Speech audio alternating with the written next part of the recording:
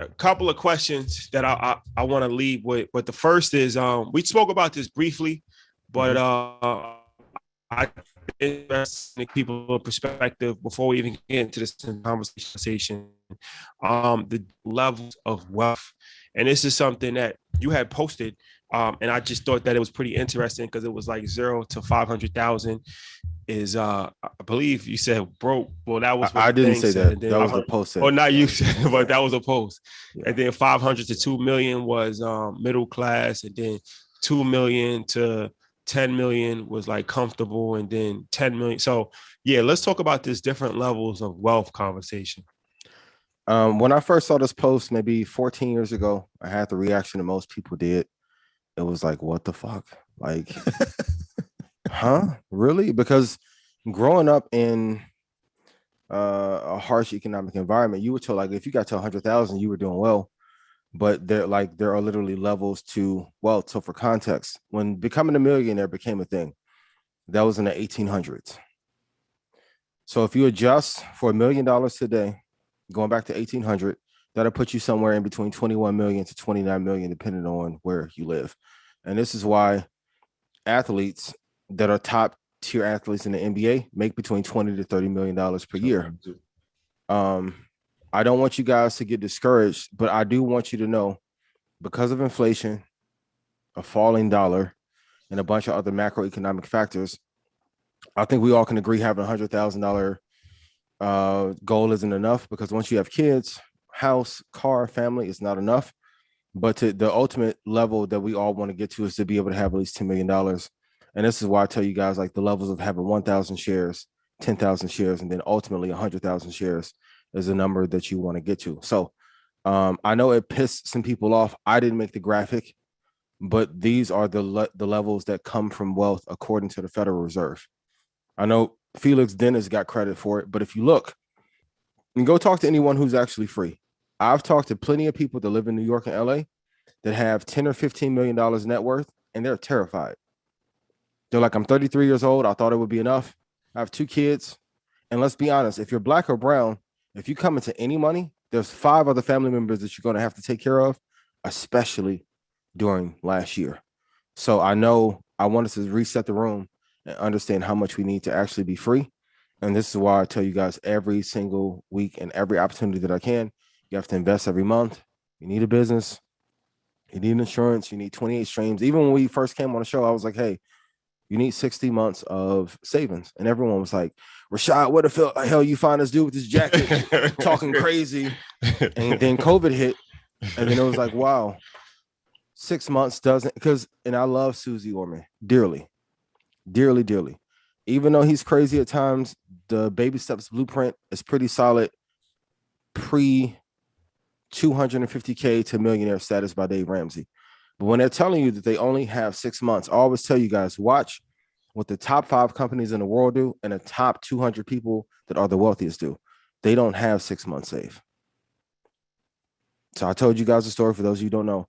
When I heard it and the guy told me you need 60 months, I was like, man, get out of here. He opened up his account and showed me the 60 months in his account. It changed the way that I thought about money forever because he says, under no circumstances will the Federal Reserve allow us to stay in a recession for more than 3 years. So worst case scenario, you need to have 60 put away if all hell breaks loose. So I know it bothered some people, but anytime that you find information that bothers you or upsets you, especially financially, you have to use that pain and frustration into motivation and go harder in the things that we talked about here every week in terms of investing. Yeah, and the crazy thing is that after you said it, I had the same reaction that you did, and it was like, wait, what? But it makes sense, right? And as you accumulate more, you realize how much the money won't be for you anyway. It'll be about the people you can take care of. And so, like when we hear 60 months, I mean, those are the type of terms that we only hear when we get in a car. Like that's what your finance is going to be, right? But there's a reason for that, and not to cut you, but think about that. They'll put you in a 60-month lease to secure their family. For now, imagine 60-month lease with 3,000 customers. You think that their family's worried about a recession?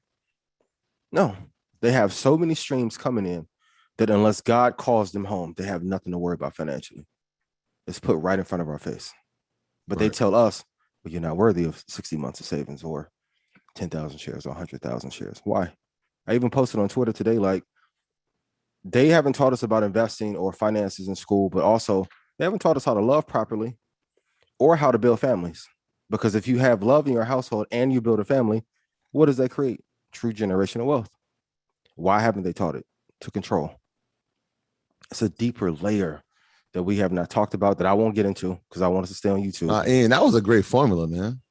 Yeah, it's one of these things. Also, this is why it's very important to be liquid.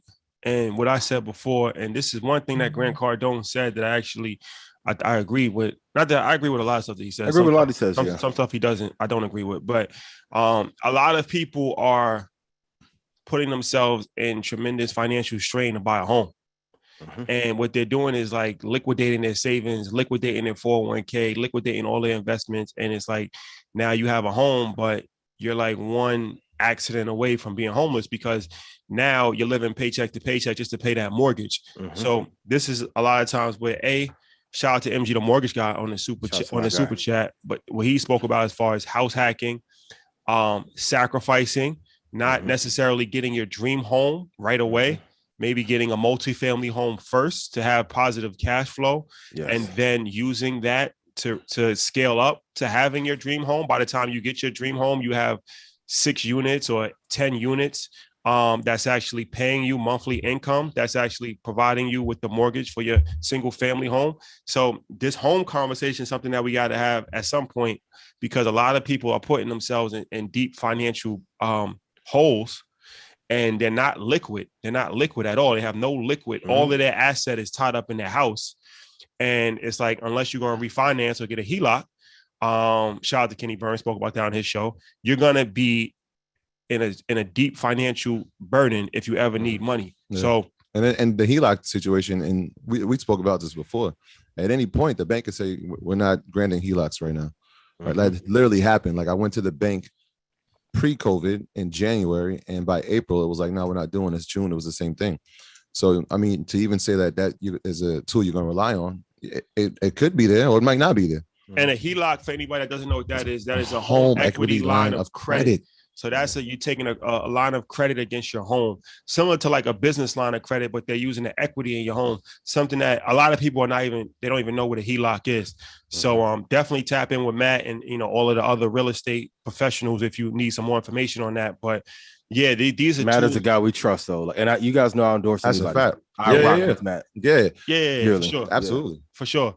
But yeah, I just say that to say that, I think it's very, very important to stay liquid. And liquid doesn't mean that it just has to be in savings. Like, just liquid, you're able to get to it. It could be in stocks. It could be in a money market. It could be in a variety of different things. But it's like you have the ability to actually access the money.